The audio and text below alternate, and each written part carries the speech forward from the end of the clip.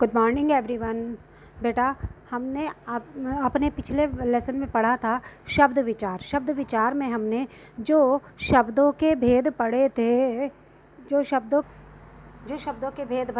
पढ़े थे हमने, वह 4 प्रकार के थे। उत्पत्ति के आधार पे, रचना के आधार पे, अर्थ के आधार पे और व्याकरण के आधार पर। तो हम उत्पत्ति के आधार पर जो है वह पढ़ चुके थे। कौन कौन से थे? उत्पत्ति के आधार पर जो है ना 5 प्रकार के थे। एक बार आपको रिवाइज करा देते हैं। तद्भव, तत्सम, देशज, विदेशी और संकर शब्द। ठीक है, आज हम पढ़ेंगे रचना के आधार पे। रचना के आधार पर जो है हमारे शब्द 3 प्रकार के होते हैं। रूढ़ शब्द, यौगिक रूढ़ और योग रूढ़। कितने प्रकार के होते हैं बेटा? रूढ़, यौगिक और योग रूढ़। रूढ़ शब्द वास्तव में मूल शब्द होते हैं। इन्हें अलग करने पर भी इनके खंडों का कोई अर्थ नहीं निकलता। जैसे कि हम जल है, अगर हम जल को अलग कर देंगे, ज अलग कर लेंगे और ला अलग कर लेंगे तो इनका कोई भी अर्थ नहीं निकलेगा। इसीलिए रूढ़ शब्द वह कहलाते हैं जिनको कि अलग करने पर कोई भी अर्थ नहीं निकलता है। जैसे दूध, पुस्तक, प्राण, रात आदि जो है हमारे रूढ़ शब्द है। और इसके बाद हमारे आते हैं यौगिक शब्द। यौगिक का अर्थ है योग से बना हुआ। मूल शब्दों में अन्य शब्द जोड़कर बने शब्द यौगिक शब्द कहलाते हैं। इन शब्दों के खंड करें तो प्रत्येक खंड सार्थक होता है, यानी कि ये वो शब्द होते हैं जो कि मिलने पर भी एक होते हैं और अगर उनको अलग कर दिया जाए तो उन दोनों का अलग ही अर्थ निकलता है। जैसे कि विद्यालय, विद्या प्लस आलय। विद्यालय को जब हम अलग कर दिया तो भी हमारा अलग अलग अर्थ निकलता है। विद्या मीन्स पढ़ाई और आलय मीन्स घर। सुपुत्र, सु प्लस पुत्र, सु मीन्स अच्छा और पुत्र मीन्स बेटा। तो यौगिक शब्दों की रचना जो है ना उपसर्ग, प्रत्यय, संधि, समास के द्वारा होती है। उसके बाद हमारे आते हैं योग ऋण शब्द। योग ऋण शब्द अन्य शब्दों के योग से बनते हैंगे। ये 2 शब्दों के मिलने से बनते हैं और इनका भी ये जो है अलग से शब्द होता है, उसका अर्थ होता है। जैसे हिमालय, हिम प्लस आलय। हिम मीन्स बर्फ़ और आलय मीन्स घर, यानी जहाँ बर्फ़ हो वह जगह। किंतु हिमालय शब्द का विशेष अर्थ क्या होता है? पर्वत, है ना। जलज, जलज मीन्स पानी। ज मीन्स जन्मा, यानी कि जो पानी में जन्मा हो, उत्पन्न हुआ हो, यानी कमल।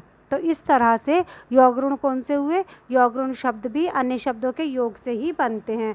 अंतर इतना होता है कि वे सामान्य अर्थ छोड़कर किसी विशेष अर्थ में रूढ़ हो जाते हैं। ठीक है बेटा, ये हमारे हैं आज के रचना के आधार पर 3 प्रकार के शब्द थे।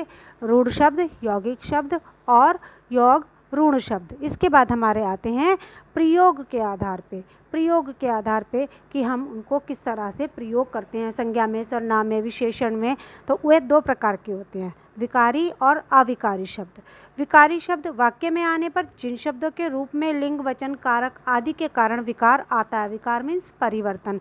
जब परिवर्तन आ जाता है हम इन लिंग में, वचन में, कारक में, तो वह विकारी शब्द कहलाते हैं। जैसे कि मान लीजिए हमने एक उदाहरण के तौर पर कि सीता खाना खाती है। ठीक है, हमने जिस हिसाब से वह संज्ञा है उस हिसाब से उसकी क्रिया भी ली है। लेकिन अगर हम कह दें सीता खाना खाता है तो हमारा सेंटेंस जो है वह गलत हो जाएगा। तो सीता के साथ क्रिया वही लगी है उसके अनुसार ही, लिंग के अनुसार। तो इसी तरह जिसमें इनमें लिंग, वचन और कारक आदि में परिवर्तन हो जाता है उसे विकारी शब्द कहते हैं। अविकारी शब्दों में कारक आदि के कारण जिन शब्दों में कोई भी विकार नहीं आता वह उन्हें अविकारी शब्द कहते हैं। अविकारी शब्दों को अव्यय कहा जाता है। क्रिया विशेषण, संबंध बोधक, समुच्चय बोधक, विस्मय बोधक, ये सब क्या हैं? अविकारी शब्द होंगे। इसके बाद हमारे आते हैंगे अर्थ के आधार पर। अर्थ के आधार पे बच्चों व्याकरण में केवल सार्थक शब्दों का अध्ययन किया जाता है। अर्थ के आधार पर शब्द कई प्रकार के। अर्थ के आधार पर जैसे एकार्थी शब्द, समानार्थी शब्द और विपरीतार्थक शब्द, श्रुति भिन्नात्मक शब्द, ये शब्द जो हैं सब अर्थ के आधार पे, इन सब का अर्थ अलग है। विपरीतार्थक का मतलब विलोम शब्द, समानार्थक का मतलब पर्यायवाची शब्द, इस तरह से शब्द होते हैं। देखिए बेटा, अब हमने इस लेसन में लास्ट में हम पढ़ते हैं कि हमने क्या सीखा है। सार्थक और स्वतंत्र ध्वनि समूह शब्द कहलाता है। ठीक है। वाक्य में आने पर व्यापारिक नियमों में बंधा शब्द पद कहलाता है। अगर हम शब्दों का वर्गीकरण 4 आधार पर किया जाता है। व्युत्पत्ति के आधार पर शब्द जो हैं 5 प्रकार के होते हैं। तत्सम, तद्भव, देशज, विदेशी, संकर। उसके बाद रचना के आधार पर रूढ़, यौगिक, यौड़ रूढ़।